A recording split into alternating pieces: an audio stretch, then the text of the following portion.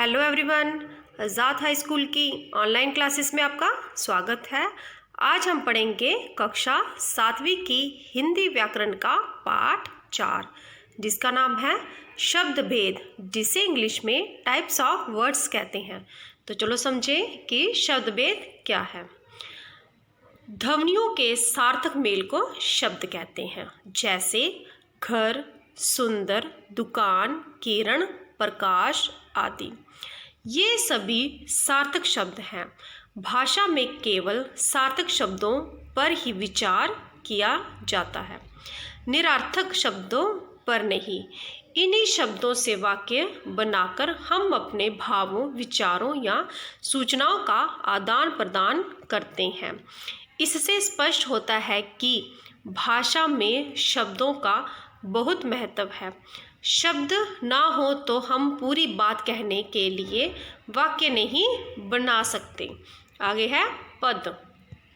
शब्द का प्रयोग जब वाक्यों में किया जाता है तो वे पद कहलाते हैं, जैसे कटु वचन, मत कहना।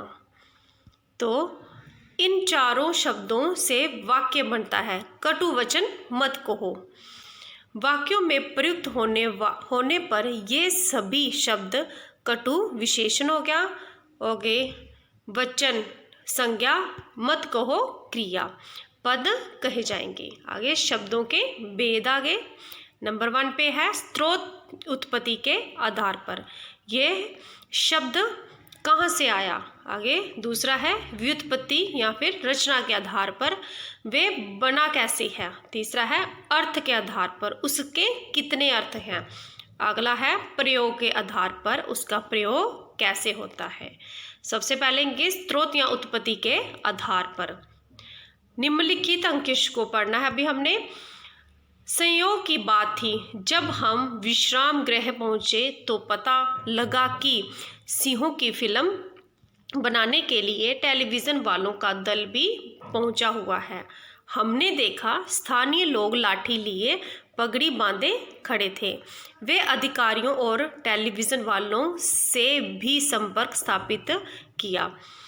सिंहों के तमाशे, लाइन शो के लिए तो शुल्क देना ही पड़ता है, पर इन लोगों के कारण हम जो बहुत कुछ देख सकते वे मुश्किल से ही संभव हो पाता है।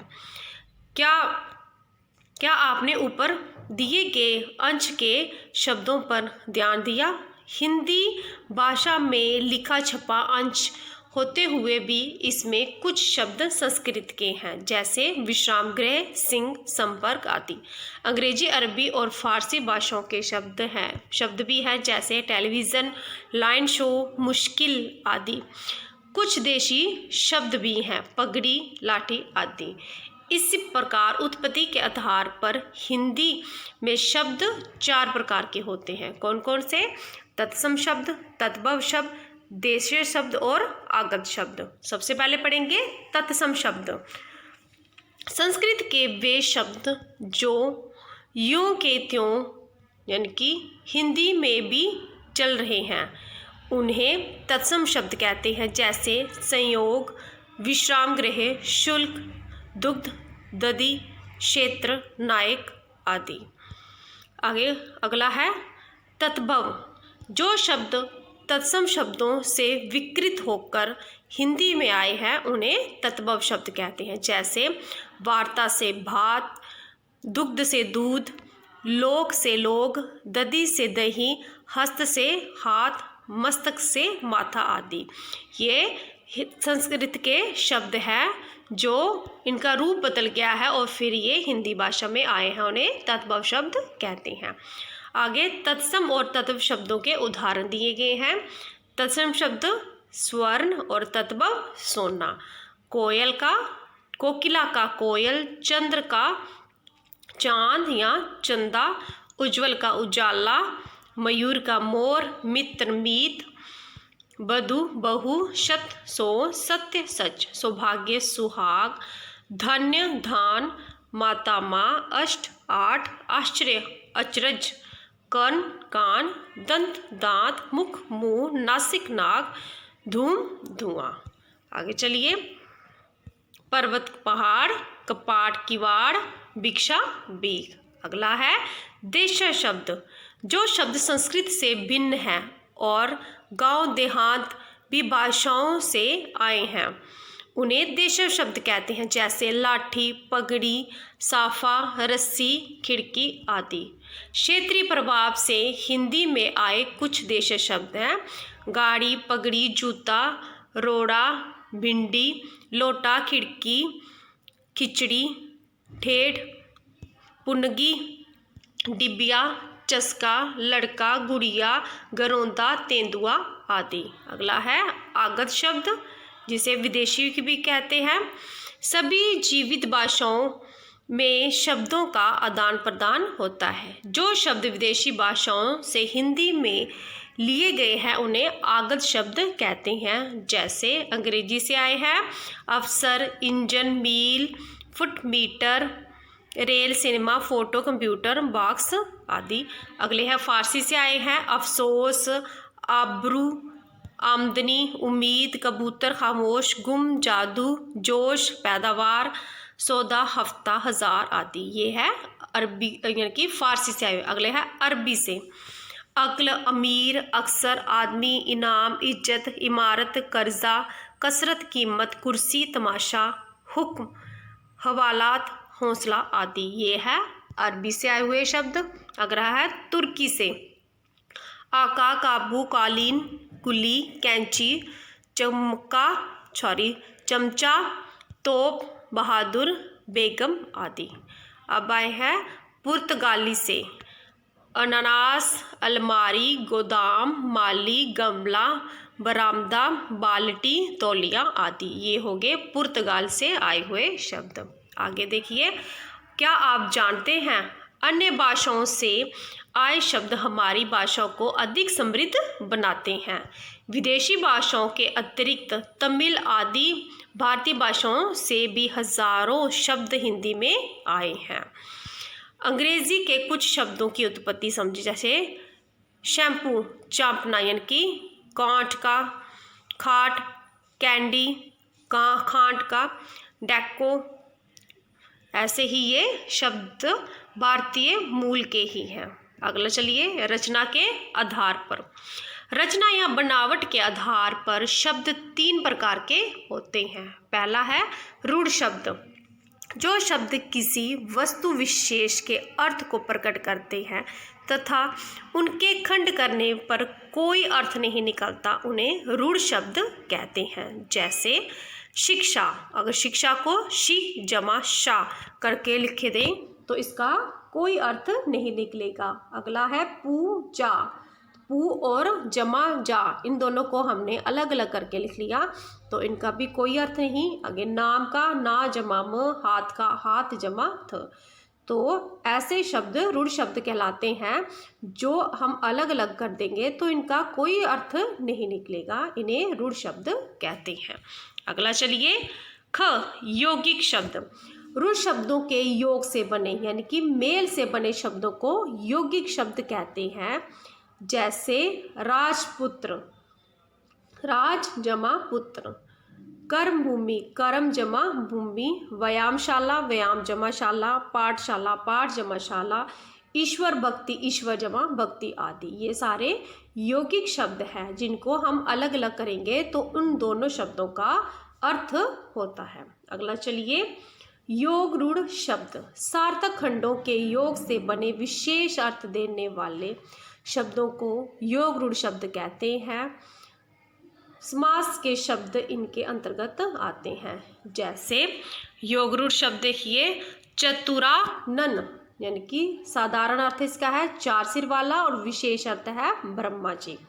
पंकज, पंक में जमा, तो इसका ये साधारण अर्थ है और इसका विशेष अर्थ है कमल।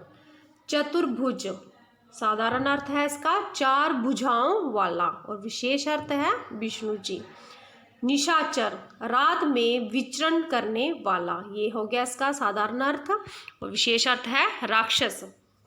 लंबोदर, लंबे उदर वाला, ये है इसका साधारण अर्थ और इसका विशेष अर्थ है गणेश।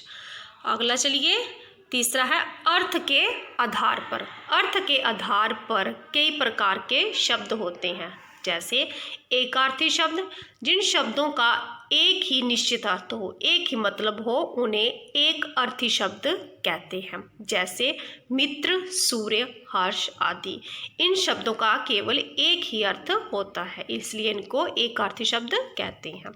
अगला है अनेकार्थी शब्द, जिन शब्दों के एक से अधिक अर्थ हो उन्हें अनेकार्थी शब्द कहते हैं, जैसे आम, आम हो गया साधारण और आम एक फल भी होता है। पक्ष, 15 दिनों का समूह, दायां या बायां बाग आदि। इन शब्दों के और भी अर्थ निकलते हैं, इसलिए इनको अनेकार्थी शब्द कहते हैं। ग, पर्यायवाची शब्द, लगभग समान अर्थ देने वाले शब्दों को, अर्थ शब्द एक ही होता है लेकिन इनके जो अर्थ हैं वो अलग अलग हैं, इसलिए इनको पर्यायवाची शब्द कहते हैं, जैसे रास्ता, रास्ता का मार्ग, पथ, सुंदर का चारु, मनोरम आदि। ये शब्द हो गए पर्यायवाची शब्द। अगला है विलोम शब्द, परस्पर उल्टा अर्थ देने वाले शब्दों को विलोम शब्द कहते हैं, जैसे समता का विषमता, तीव्र का मध्यम, आगे त्याग का ग्रहण आदि। ये हो गए इनके उल्टे अर्थ, इसलिए इनको विलोम शब्द कहते हैं। अगला है वाक्यांशों के लिए एक शब्द, भाषा को अधिक प्रभावशाली बनाने के लिए अनेक शब्दों के स्थान पर एक शब्द का प्रयोग किया जाता है, जैसे सहन ना करने योग्य। ये हो गया पूरे वाक्य, इसके लिए सिर्फ एक शब्द का प्रयोग किया है, असहाय, इसलिए अनेक शब्दों के लिए सिर्फ एक शब्द हो गए। राजनीति से संबंध रखने वाला, राजनैतिक या राजनीतिक, सब कुछ जानने वाला, सर्वज्ञ। ये हो गए अनेक शब्दों के लिए एक शब्द, यानी कि वाक्यांशों के लिए एक शब्द, इसलिए इनका सिर्फ एक ही शब्द में इन सभी वाक्य का अर्थ निकल जाता है, इसलिए इनको वाक्यांशों के लिए एक शब्द कहते हैं। आगे आ गया श्रुतसम विनार्थक शब्द, जो शब्द सुनने में समान लगते हैं पर उनके अर्थ में अंतर होता है, उन्हें श्रुतसम विनार्थक शब्द कहते हैं, जैसे कटी, कमर, कटी, काटी, कटी काटी हुई, ग्रह, घर, ग्रह, नक्षत्र, नक्षत्र आदि। आगे चलिए प्रयोग के आधार पर। प्रयोग के आधार पर शब्द दो प्रकार के होते हैं, जैसे क आ गया विकारी और ख आ गया अविकारी। सबसे पहले पढ़ेंगे विकारी, वे शब्द जिनके रूप में लिंग, वचन, कार, काल के अनुसार परिवर्तन आ जाता है वे विकारी शब्द कहलाते हैं, जैसे संज्ञा, सर्वनाम, विशेषण और क्रिया। पहला आ गया संज्ञा, लड़का, लड़की, लड़के, लड़कियां, लड़कों आदि, ये हो गए संज्ञा। आगे आ गया सर्वनाम, हम, हमें, हमारा, हमारी, हमारे आदि। आगे विशेषण, पुराना, पुरानी, पुराने आदि। क्रिया आ गई, लिखा, लिखी, लिखना, लिखो आदि। आगे है अविकारी शब्द, वे शब्द जिनके रूप में लिंग, वचन, कार, काल के अनुसार कोई परिवर्तन नहीं आता उन्हें अविकारी शब्द कहते हैं, जैसे क्रिया विशेषण, संबंध बोधक विशेषण, समुच्चय बोधक विशेषण, विस्मय बोधक और निपात। इन्हें अव्यय भी कहा जाता है। क्रिया विशेषण में देखो यहाँ, वहाँ, अंदर, बाहर आदि, ये होगी क्रिया विशेषण। संबंध बोधक जैसे के ऊपर, के नीचे, के सामने आदि। समुच्चय बोधक और, तथा, किंतु, परंतु आदि। विस्मय बोधक ओ, वाह, अरे, हे आदि। निपात में भी, तो, तक, केवल, ही आदि। आगे देखिए हमने जाना, क्या जाना हमने, वर्णों के सार्थक मेल को शब्द कहते हैं। उत्पत्ति या स्रोत के आधार पर शब्दों के भेद है तत्सम, तद्भव, देशज और आगत। आगे रचना के आधार पर शब्दों के भेद हैं रूढ़, यौगिक और युग्मरूढ़। अर्थ के आधार पर शब्दों के भेद है एकार्थी, अनेकार्थी, पर्यायवाची, विलोम शब्द, वाक्यांशों के लिए एक शब्द, स्तुत्सम, विनार्थक शब्द। अगला है प्रयोग के आधार पर शब्दों के भेद विकारी और अविकारी। आगे चलिए, दिए गए वाक्यों में से तत्सम, तद्भव, देशज और विदेशी शब्दों के एक एक उदाहरण चुनकर लिखिए। झाड़ू पर सवार वे लड़का उड़कर खिड़की से सीधे ड्राइंग रूम में आया। तीखी नाक, गोरा रंग, पतले फ्रेम का चश्मा, मुझे कुछ पहचाना सा लगा। कहीं वह अशिष्टता ना समझे इसलिए हाथ आगे बढ़ा दिया। इसमें तत्सम, तद्भव, देशज और विदेशी शब्द चुनकर लिखने हैं। तो सबसे पहले तत्सम शब्द, तत्सम में आ गया अशिष्टता, तद्भव में हाथ, देशज में झाड़ू और विदेशी में ड्राइंग रूम। आगे चलिए, दिए गए शब्दों के तत्सम रूप उनके सामने लिखिए। जैसे क है कंधा, तो इसका तत्सम शब्द यानी कि इसका तत्सम रूप बताना है, कंधा का आ गया। स कंध, अगला है ख पत्ता, तो क्या आएगा इसका पत्ता का तत्सम रूप क्या होगा पत्र। हाथी, हाथी का तत्सम रूप है हस्ती। सांझ का संध्या, दांत का दंत, काठ का काष्ठ। आगे चलिए, तालिका में से यौगिक और योग रूढ़ शब्द चुनकर शीर्षक के सामने लिखिए। बॉक्स दिया गया है, इसमें से यौगिक और योग रूढ़ शब्द चुनकर खाली स्थान में भरने हैं। सबसे पहले लिखेंगे यौगिक शब्द।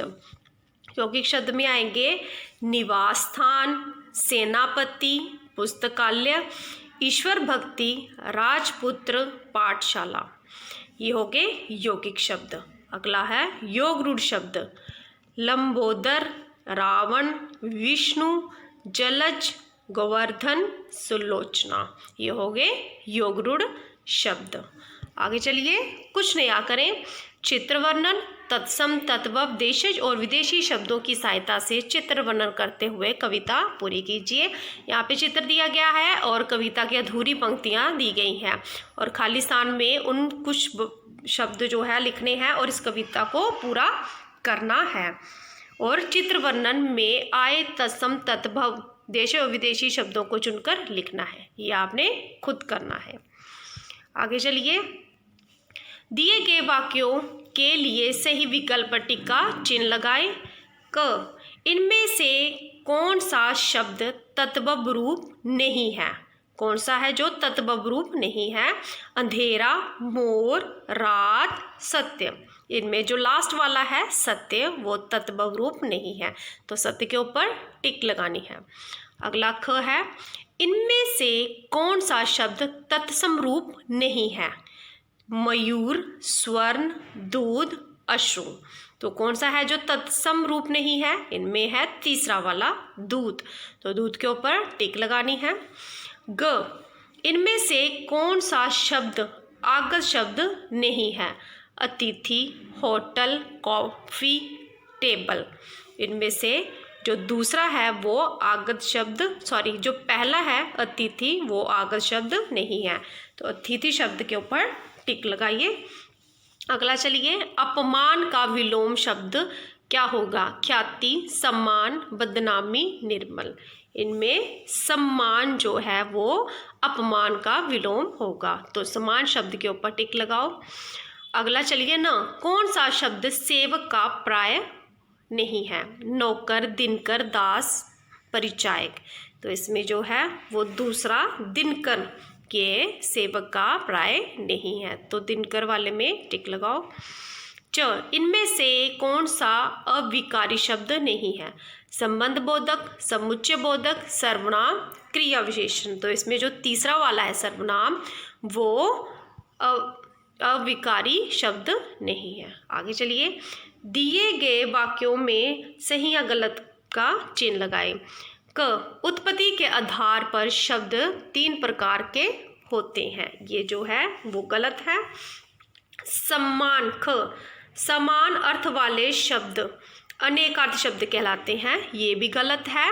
अगला है ग, जिनके रूप में लिंग, वचन, कारक, काल के अनुसार परिवर्तन नहीं आता उन्हें अविकारी शब्द कहते हैं, ये सही है। अगला चलिए ग, रूढ़ शब्दों के योग से बने शब्दों को यौगिक शब्द कहते हैं, ये सही है। अगला चलिए, प्रयोग के आधार पर शब्द 3 प्रकार के होते हैं, ये गलत है। अगला है, रचना के आधार पर शब्द के भेद रूढ़, यौगिक, रूढ़ होते हैं, ये भी सही है। अगला चलिए, छ बी तो तक ही आदि निपात होते हैं, ये सही है। फिर से बताती हूँ एक बार, क वाला गलत है, ख वाला भी गलत है, ग वाला सही है, घ वाला सही है, आगे ण वाला गलत है, च वाला सही है, छ वाला भी सही है। तो ये था हमारी कक्षा 7वीं की हिंदी व्याकरण का पाठ 4। अगली वीडियो में मैं आपको पाठ 5 पढ़ाऊंगी जिसका नाम है शब्द भंडार। तो अगर आपको मेरी ये वीडियो पसंद आई हो तो इसे शेयर और लाइक ज़रूर करें। Thank you.